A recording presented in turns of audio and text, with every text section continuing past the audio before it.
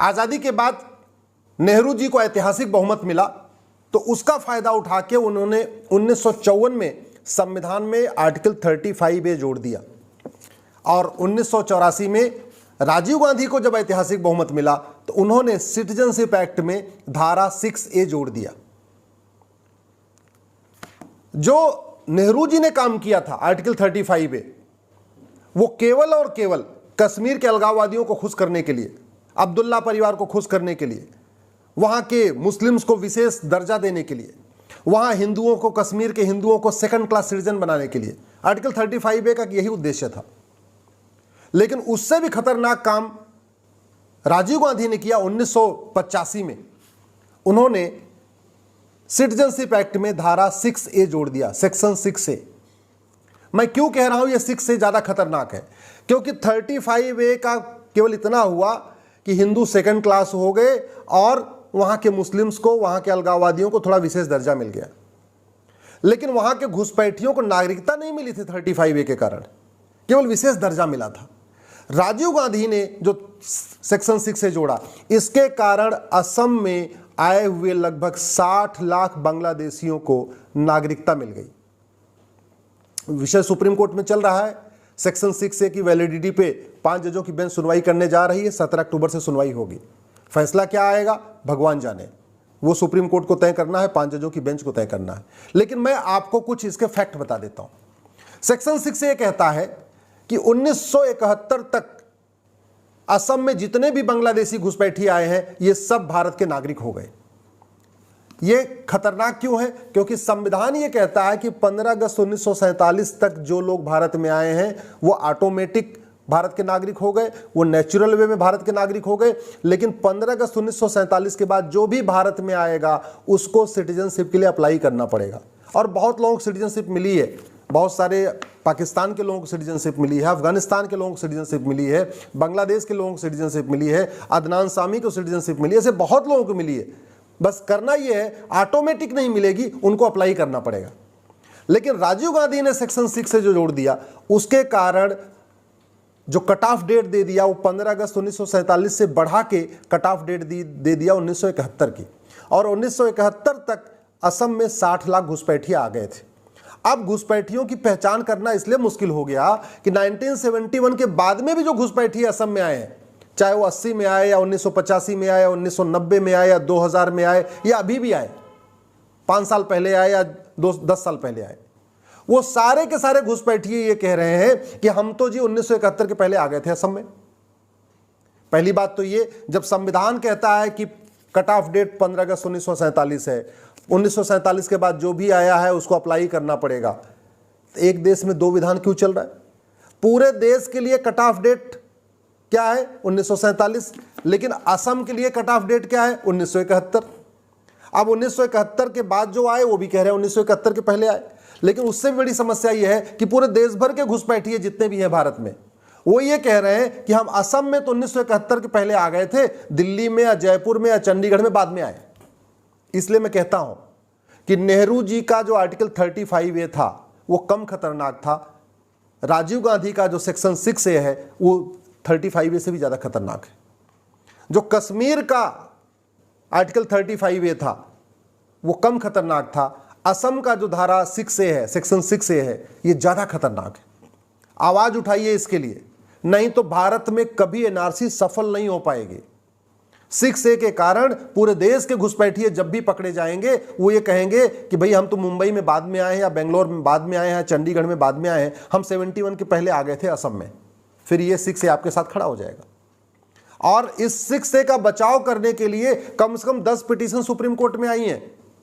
ये section 6A जो राजीव गांधी ने डाला था इस सिटीजनशिप एक्ट में, उसका बचाव करने के लिए भूतपूर्व गृह मंत्री, भूतपूर्व कानून मंत्री, भूतपूर्व विदेश मंत्री, भूतपूर्व वित्त मंत्री, ये सेक्शन 6A का बचाव कर रहे हैं सुप्रीम कोर्ट में। कई सारे और दिग्गज वकील, 10 दिग्गज वकीलों की फौज उतरी हुई है सुप्रीम कोर्ट में। मैं नाम नहीं लेना चाहूंगा, आप खुद समझदार हैं, आप खूब अच्छी तरीके जानते हैं। ये 10 वकीलों की फौज सुप्रीम कोर्ट में 6A का बचाव कर रही है, यानी घुसपैठियों का समर्थन कर रही है, यानी वो चाहती है कि असम में जितने घुसपैठी आए हैं वो सब असम के नागरिक हो जाएं, भारत के नागरिक हो जाएं। और दुर्भाग्यवश ये कि असम के नेता भी इस पे मौन है, बाकी तो छोड़िए, असम के नेता भी इस पे मौन है। असम के नेता भी 6A के खिलाफ नहीं बोल रहे।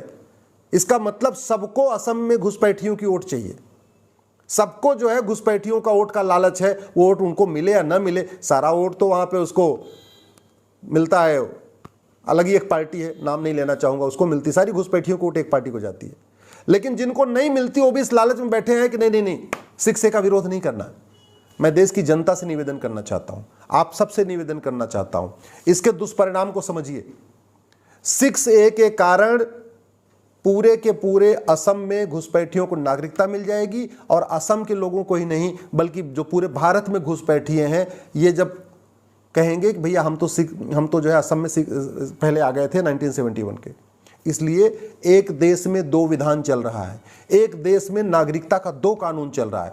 पूरे देश के लिए घुसपैठियों के लिए कट ऑफ डेट 1947 है, और असम में बांग्लादेशियों के लिए जो कट ऑफ डेट है 1971 है। इसके कारण जो सबसे बड़ी समस्या आने वाली है, एनआरसी कब लागू होगा मुझे नहीं पता, लेकिन जब भी एनआरसी आएगा ये समस्या सबसे ज्यादा आएगी।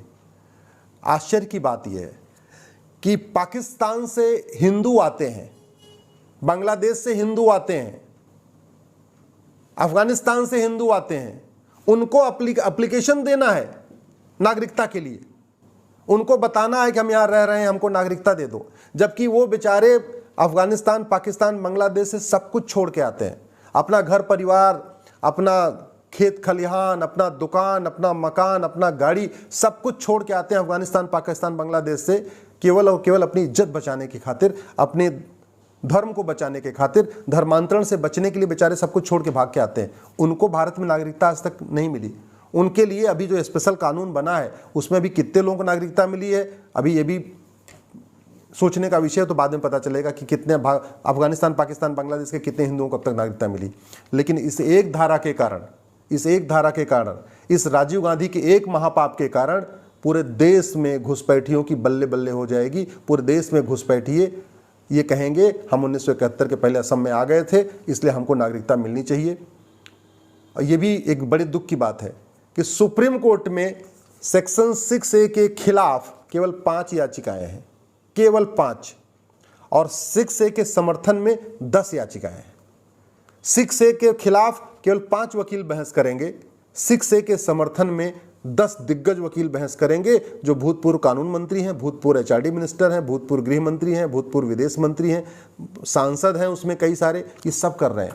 कौन उनको फीस दे रहा है ये भगवान जाने, कहाँ से उनको फंडिंग हो रही है ये भगवान जाने, घुसपैठियों के पास इतना पैसा कैसे आ रहा है जो उन्होंने इतने दिग्गज वकीलों को हायर कर लिया है सुप्रीम कोर्ट में, ये आप खुद सोचिए। लेकिन मैं तो ये कह रहा हूँ इसके खिलाफ आवाज़ उठाइए। ये राजीव गांधी का धारा 6A नेहरू के धारा 35A से ज़्यादा खतरनाक है। असम की धारा 6A कश्मीर की धारा 35A से ज़्यादा खतरनाक है। असम की धारा 6A से सारे घुसपैठियों को भारत की नागरिकता मिल जाएगी। असम की धारा 6A के कारण हिंदू वहां माइनॉरिटी हो जाएंगे, 9 जिलों में तो पहले ही माइनॉरिटी हो चुके हैं।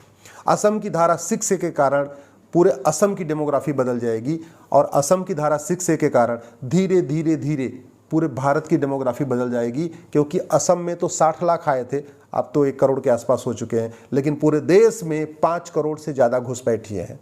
उस पर मेरी एक अलग PIL चल रही है जिसमें मैंने कहा कि पूरे देश में 5 करोड़ से ज़्यादा घुसपैठिए आ चुके हैं। वो बच्चे भी पैदा कर रहे हैं, अपने परिवार को भी बढ़ा रहे हैं, सब कुछ बढ़ा रहे हैं। और अगर ये 6A ख़त्म नहीं हुआ तो जैसे फ्रांस जला है, जैसे इजराइल जला है, आज नहीं तो 5 साल के बाद, 10 साल के बाद ये पूरा भारत जलेगा। इसलिए मैं कह रहा हूँ धारा 6A को ख़त्म करने की आवाज़ उठाइए। इस वीडियो को अपने सांसद को भेजिए, अपने विधायक को भेजिए, अपने मंत्री को भेजिए, आप जिस पार्टी को मानते हैं उस पार्टी के अपने नेता को भेजिए। अगर 6A ख़त्म नहीं हुई तो कभी NRC सफल नहीं होगी, कभी घुसपैठिए यहाँ से नहीं जाएंगे, और घुसपैठिए परमानेंट भारत के नागरिक बन जाएंगे।